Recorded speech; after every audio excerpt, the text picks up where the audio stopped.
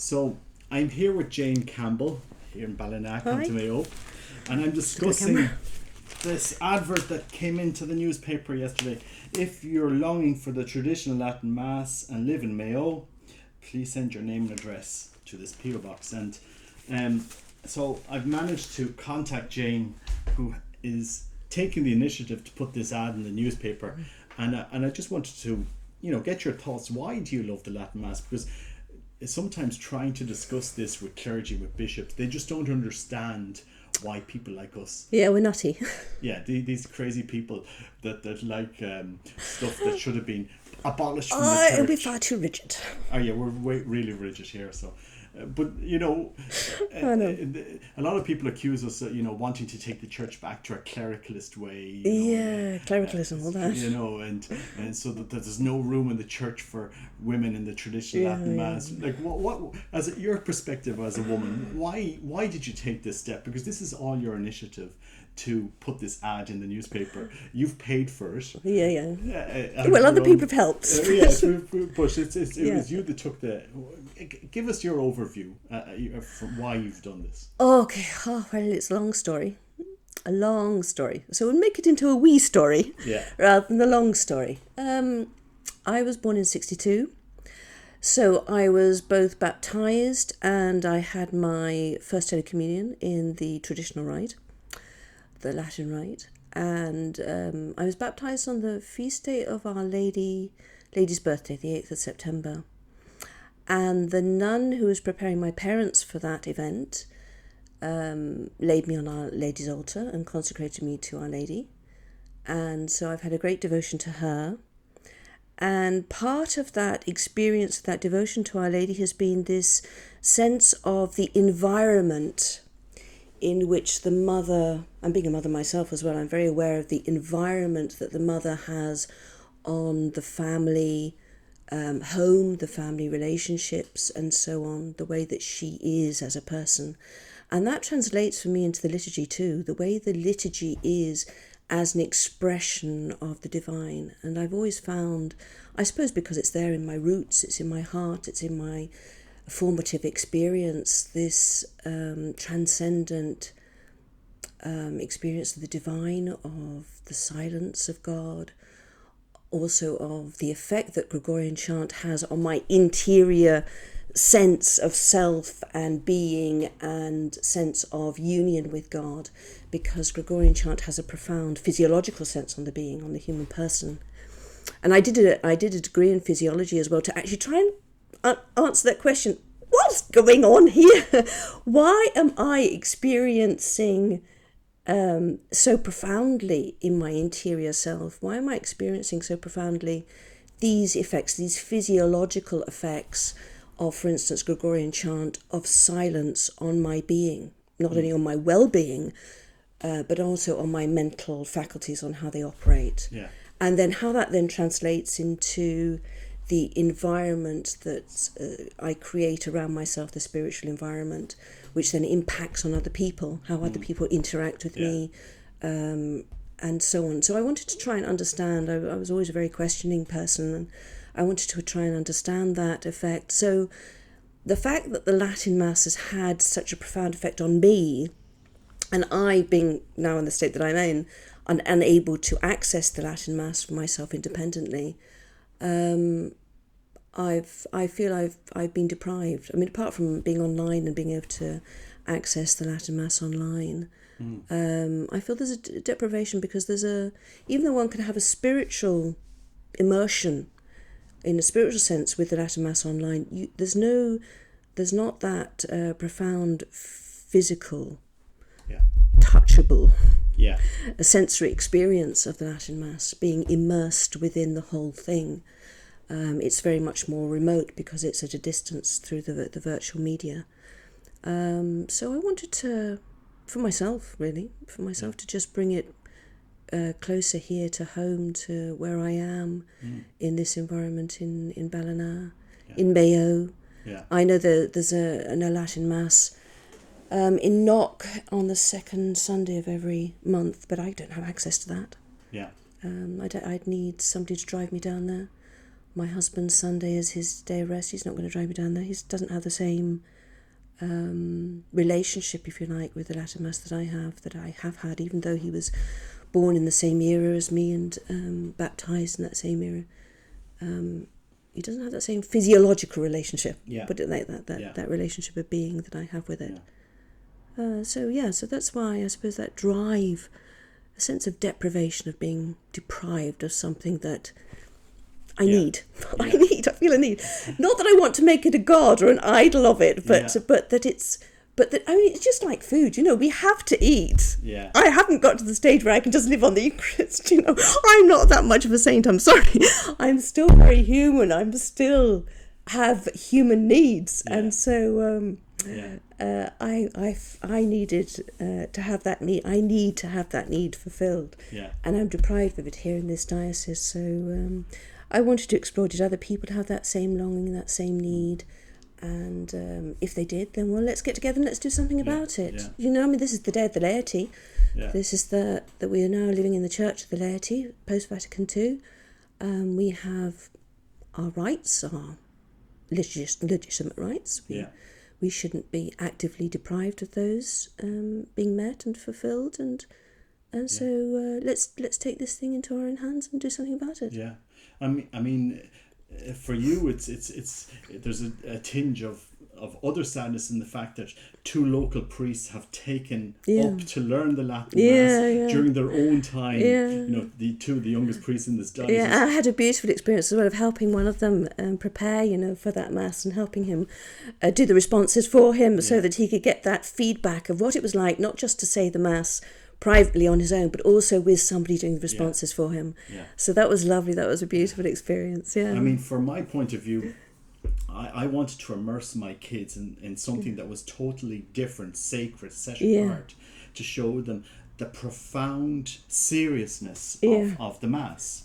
That it's not just a social club or a theatre or an entertainment an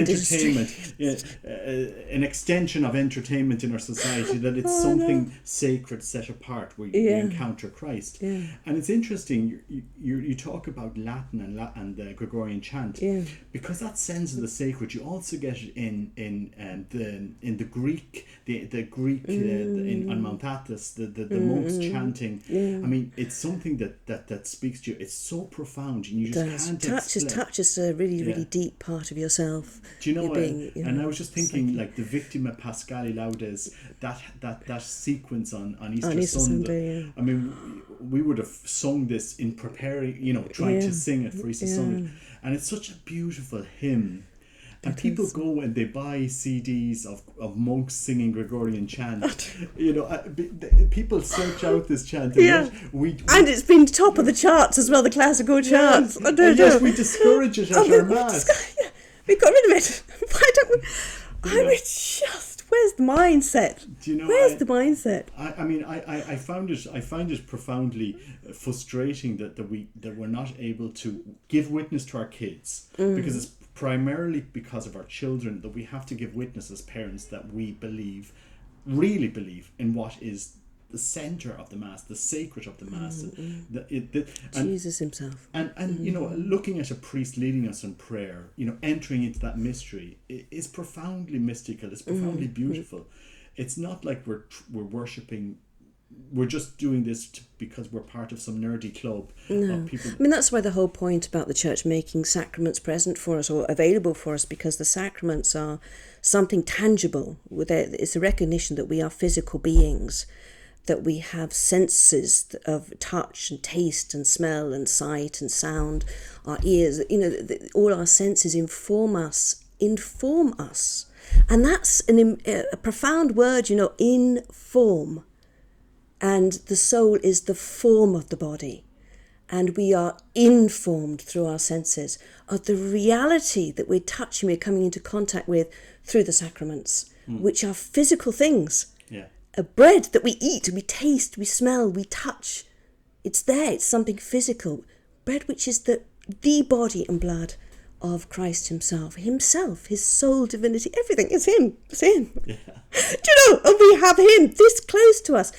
As it says in the scriptures, what people has their gods as close to you as you have your God as close to you as you have your God as close to you. I think when we see the loss of faith in our children, in our society, and we see that those who are supposed to be guardians of this immense tradition have discarded it. They've discarded our altar rails, they've discarded altars, tabernacles have been torn out, statues removed.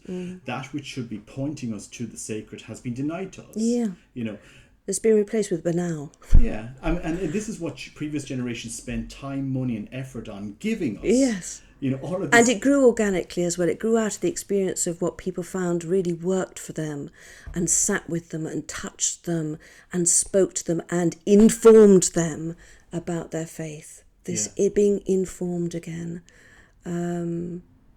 informed and formed in the faith. So their whole soul was educated through the liturgy. Yeah. Through the liturgy.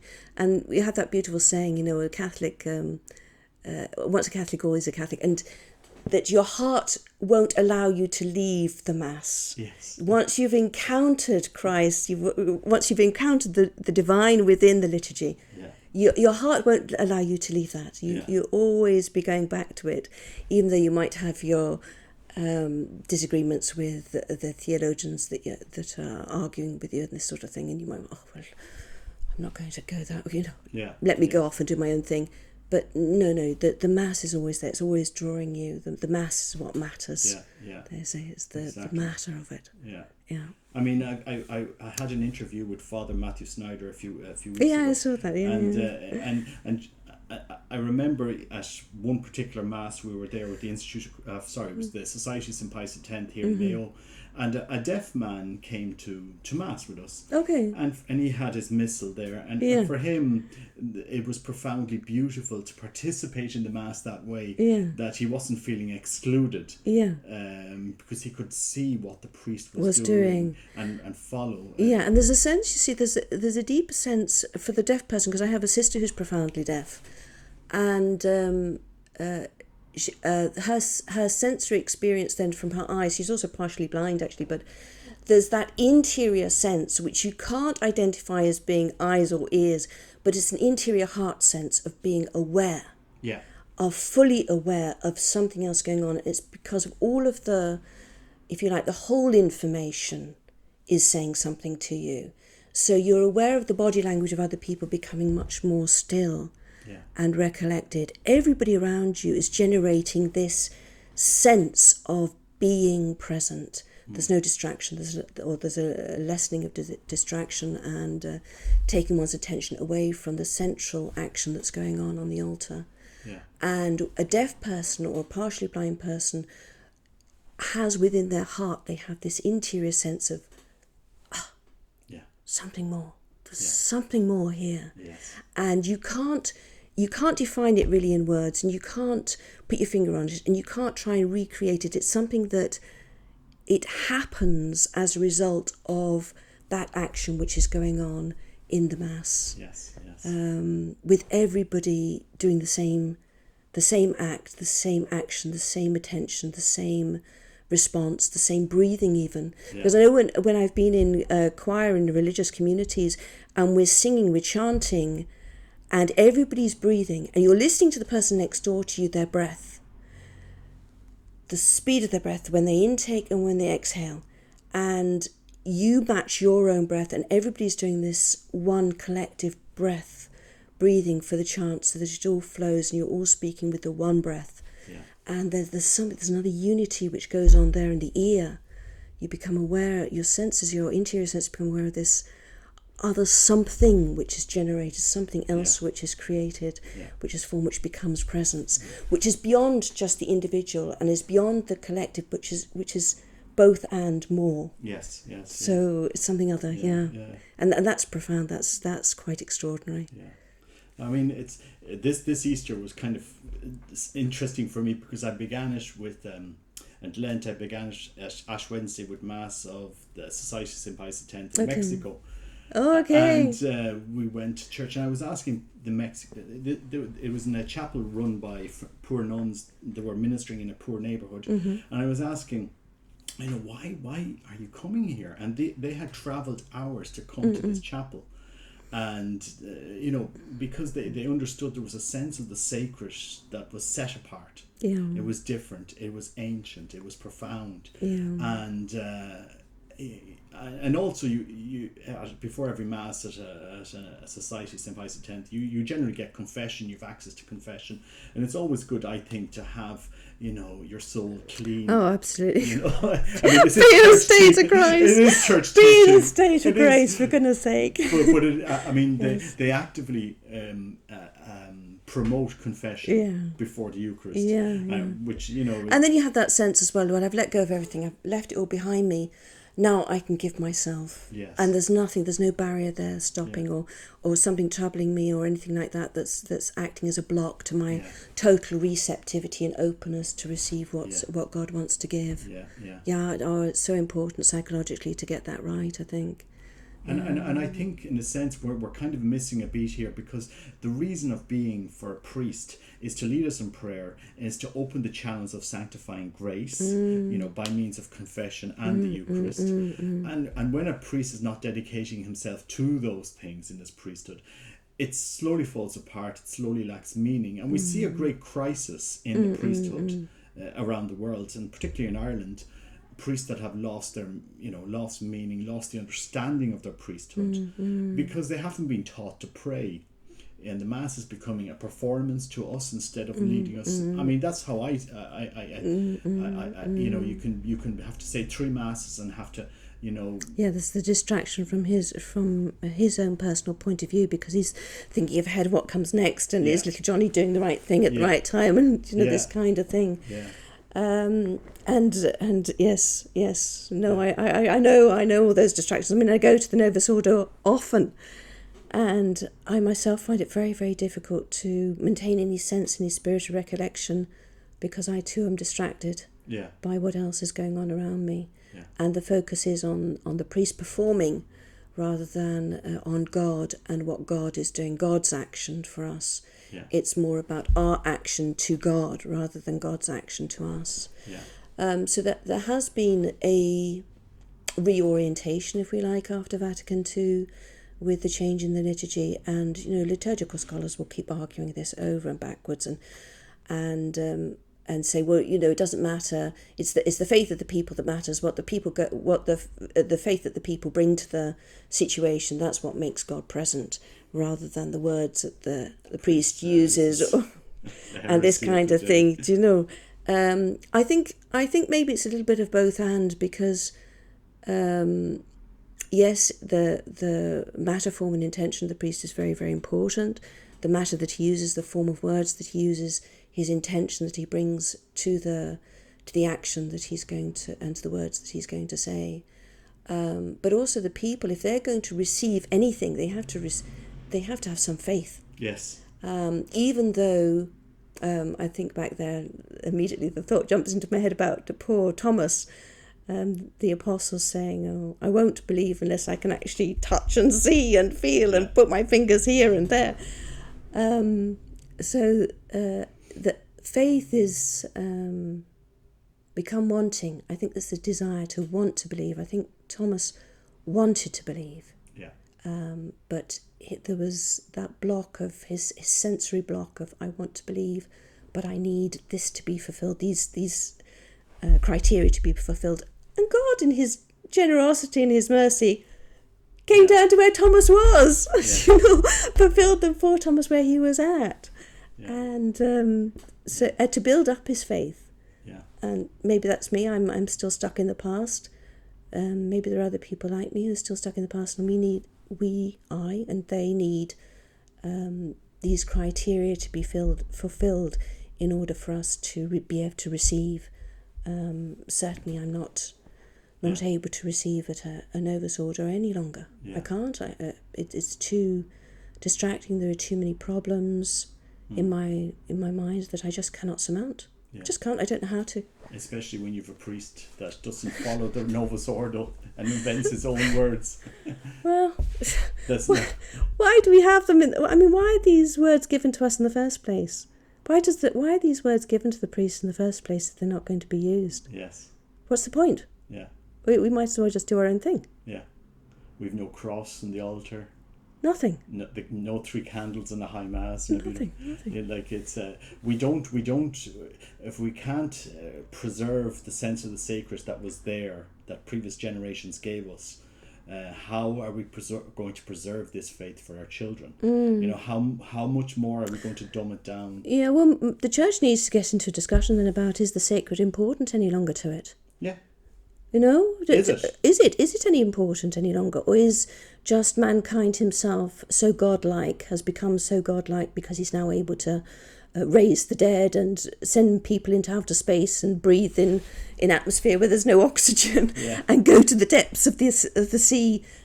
Is he so godlike that we no longer need the other of God, which is beyond man's limitations, which is beyond the human experience, which is beyond what we can control and manipulate? Do we not need that anymore? That's the discussion that needs to take place, I think, amongst liturgists.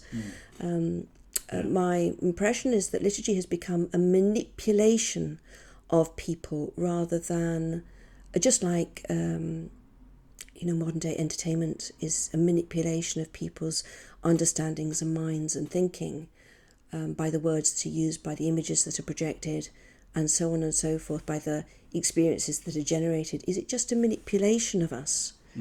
Is that what the liturgy is? Or is it something that has to make present that which is other to us? So that's where I think the church is at the moment.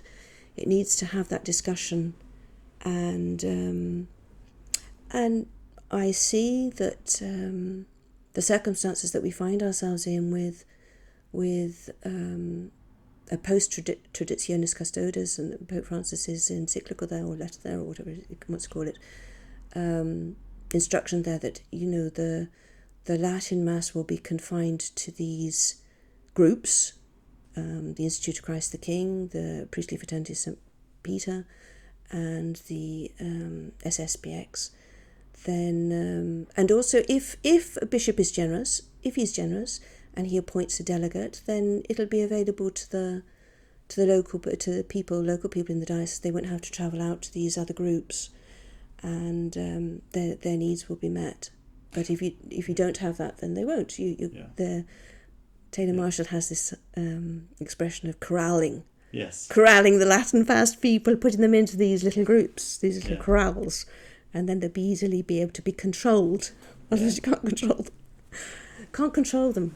But I suppose I wrote to the previous Archbishop, about the Latin Mass, and the reply I got back, oh look, you have one Mass once a month in Knock. Why would you want any more? I know. And we forget. It's like saying that, if you can get one meal a month. Meal a month, that'll do you. The rest of the time you have to fast. One meal a month. And yet there's such a richness in the liturgical calendar, in Easter. I mean, the Easter in the Vetus Ordo in the Old Rite is spectacular. You have Christmas and all these other it's the teaching as well that goes along with it through the readings. Exactly. If you're following in your missal and you've got your English translation there in front of you, you've got that whole dialogue going on, interior dialogue that's going on as well. You're holding on to the word, you're meditating upon it from week to week or day to day, depending upon how frequently you go. And then that's informing. Again, it's this word, informing yourself. You're being informed by it also. It's having an effect, an interior effect on how your mind works, how you think about things, how you interpret your experience, and so on. So without that, you're being deprived of that. So that there's a sense there where the Archbishop needs to answer the question, why are you happy to deprive people of that which they're asking for? Why are you happy to do that? What spirit, what spirit drives you to deprive people?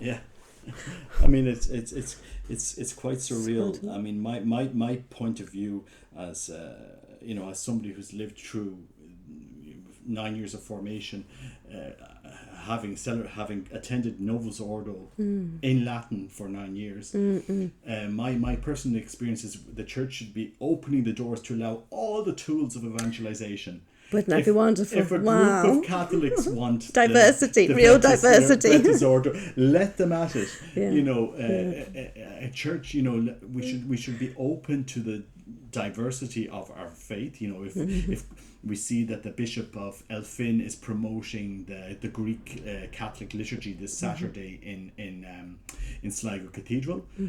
Why not promote, for example, the following Sunday a high mass, a pontifical mass, celebrated pontifical mass for Catholics, so that they can experience what many previous generations experienced in Ireland. This was the faith of the Irish martyrs. This was the faith of St. Oliver Plunkett. This was the faith on the mass rocks around Ireland. Why are we so hell-bent on destroying this mass and denying people access to the mass that literally was fed to so many thousands and millions of Irish people for centuries? I wonder if it was because it goes back to this control thing there. That if you can't control what happens within the heart of a person during the Latin Mass, but you can control it if you're manipulating a Novus Ordo Mass. Yes. You've got more control there over what's actually happening to the people. And maybe it's part of this spirit of clericalism within Ireland that's in operation, this need for control to direct events and results and so on, whereas the Latin Mass doesn't give them that control. Yeah. It's out of their control. Yeah. There's another spirit that's born within the heart of these people when they experience it, and because it's out of their control, doesn't make them feel comfortable. Yeah. Maybe that's part of the answer. Yeah. I don't know, but maybe it is. It's very sad. Yeah. The English don't have that same kind of problem as the Irish are experiencing, because they've always had the Latin Mass. It was never suppressed in England after what's called the Agatha Christie indulgence. I heard that when Pope Paul VI saw the letter from the English Catholics, and he saw Agatha Christie, who wasn't even Catholic, not even Catholic, but saw that it was so important to preserve this because of its impact on the cultural formation of people. Yes. Thanks be to God, even though my baptism and first communion took place in the Far East, where I was born and raised for the first 8 years of my life, the rest of my life was also impregnated at various stages by the ongoing Latin Mass, because it was never suppressed in England. We always had access to it. Yeah. For 11 years, for instance, we were living in a tiny little hamlet in Norfolk, and it was part of a huge estate owned by an Englishman who had married a French Catholic. Okay. And this was way back in the early 1900s. And so for his Catholic wife, he had built a chapel and she kept, they managed to arrange for a Benedictine priest to minister to her spiritual needs there in this little chapel in the woods. And it was surrounded by huge trees so that it couldn't be seen from the manor house. Yeah. And it was stuck out there in the corner. So it was just this tiny chapel in the woods. And a Benedictine priest lived there and ministered to her needs. And the tradition continued that she was always supplied. There was always a Benedictine priest resident. Now, when we moved to the area, the Benedictine priest who was there at that time, the lady of the manor having died, the French woman having died many years previously, the order continued to supply the local needs, and he continued to say Mass in Latin with his back to the people, because the chapel was so small they couldn't bring the altar forward, and the altar rails were still there, the statue of Our Lady was still there. Everything was exactly as it was. It was Pugin, designed by the architect Pugin, who's quite famous architect in England for many, many churches in England. And so there was this beautiful chapel, completely untouched, and with a resident priest who had his house there on the side of the chapel. So we were still able, for over the course of 11 years, to go to Mass in the same form that it had for years and years and years, and to still experience that intimacy with God, entry into this other world, this other sense of God's presence beyond the mundane and the worldly and the everyday, and to step out of time. Yes, and into this other world. It is. It's profoundly. It's profound. I mean, if you're vulnerable enough to let yourself enter into that mystery, you do encounter something quite amazing. And that's an interesting word as well, Robert, because vulnerable means that you have to have a certain courage to be open, to experience something different, and something very strange. And I'm thinking there of the theophanies that the people like Moses and Abraham experienced, and even the three apostles, Peter, John and James, on during the Transfiguration. Something very other. Yes. Not mundane, not everyday, not of this world. Yes. And to be vulnerable enough to enter into that and to see this and to experience it and to allow it to seep into you and affect you, change you. It does require a vulnerability which involves a huge amount of courage as well. I mean, I remember visiting the Patriarch of Constantinople in his chapel in Istanbul, and he was saying Vespers, and to your side you have the relics of St. John Chrysostom that were returned by the Vatican. But the whole chapel, profoundly directed towards the sense of the sacred, the icons. I mean, everything in Orthodoxy is really... You see the smells and the bells. The smells, the incense, the beauty of the icons, even where you sit, everything there is directing you towards something else, something that's... I mean, it would be inconceivable that the Orthodox would celebrate their divine liturgy without a cross on the altar. It would simply would not happen. And yet us Catholics seem to think the cross is not relevant to the Mass anymore. We don't have to direct our attention to that. We don't have sacred. We don't give the best of ourselves to the Mass anymore, in the sense of sometimes dressing up or sometimes putting candles on the altar, simple things, or placing a beautiful sanctuary lamp, which many places would have. I mean, in the East you have many little lamps. One in front of every icon. Exactly. Yes, us Catholics. There's something else here. We just plonk it. If the tabernacle is lucky enough to get a candle, that's about it. And I just think it's profoundly sad that we have destroyed that sense of the sacred in Ireland. Maybe I'm trying to make excuses here, but maybe they're trying to find, rather than our senses being overwhelmed, they're trying to find a simplicity, God in the simple. And because I'm thinking too of how the Carthusian liturgy, which is even older than the Tridentine Rite, St. Bruno founded the order in 1084, and they've maintained their liturgical tradition since then. So this is 500 years pre-Trent. Now there have been changes, organic changes, but they haven't. Now it's very plain, it's very simple. They've retained the Latin, they've retained their own version of Gregorian chant. So they sing the Sanctus, they sing the Kyrie, or they chant it, and so on. They chant the antiphons. But the readings are read in the vernacular, and the priest now faces in. I'm thinking of the nuns. The priest does face the congregant. He faces the nuns. He doesn't have his back to them. And communion is received standing and on the hand. Okay. And they bow to receive, or they can pick it up which way they want to do it. So there have been changes, and it's impregnated with this huge silence as well, while the priest says many of the prayers in silence, not out loud, so you don't hear, and you continue to pray the Mass as you remember it from whatever experience that you've had of entering into this silence as well, the silence of God. And the chapel would be very bare too. There would be a cross, a crucifix, the tabernacle, and a statue of Our Lady, the candles on the altar, flowers during the Easter season, but very plain otherwise. They wouldn't be full of icons or pictures or other statues or anything else like that.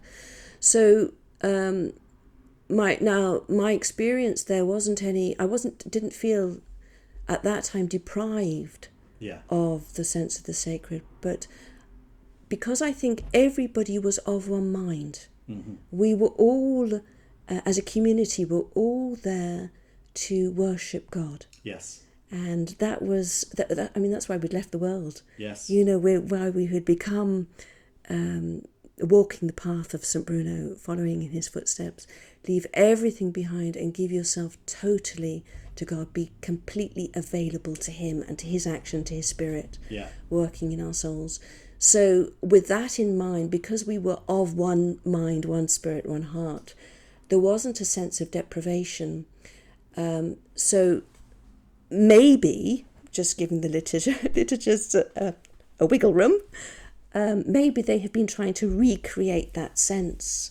Yeah. But I think where it's failed, what's fallen down on that, is that because we live in a very sensory world, where we're bombarded with noise, with sights, with sounds and so on, and the stress and the pace in which we live, to go into a church where there isn't a sense any longer of otherness, where it is just, there's nothing to delight the eye, there's nothing to draw the attention, it's just barren emptiness.